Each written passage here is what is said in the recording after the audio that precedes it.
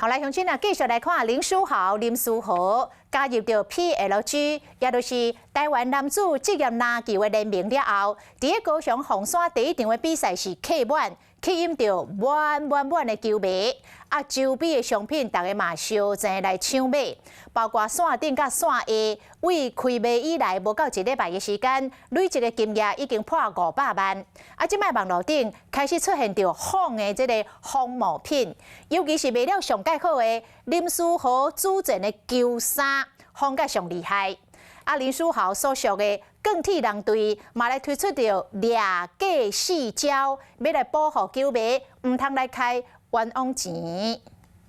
林书豪加盟 PLG， 头一战大卡就坐满球迷，啊那伊的周边商品更加抢市。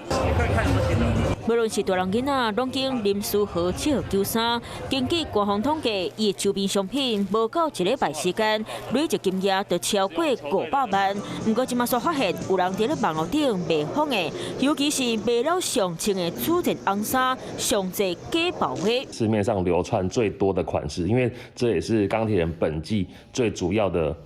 主战球衣的款式。为了维护这点人继续伫咧网络顶摇摆卖假货，球团教你安怎辨真假，包括咧转印球队英文标准的寸尺、球队商品的吊牌、真 logo 甲阿玛尼亚使用榻榻米的布料，还有车伫咧布边的 logo， 拢要特别注意。钢铁人的商品部，不论是你是在主场的现场购买，或是在钢铁人的官方商城购买，这才是目前唯一一个这个最正宗的这个销售管道。林来峰11年过，搁一摆请假抓袂条，周边商品嘛要甲下叫，我一领球衫18块，球迷目睭台爬甲大蕊咧，斟酌看真假，可袂互当作潘娜伫咧骗。Hello， 大家好，我是品轩。想要跟我一起品味生活中的大小事吗？一定要赶快打开华视的 YouTube 频道，按赞订阅，并且开启小铃铛哦。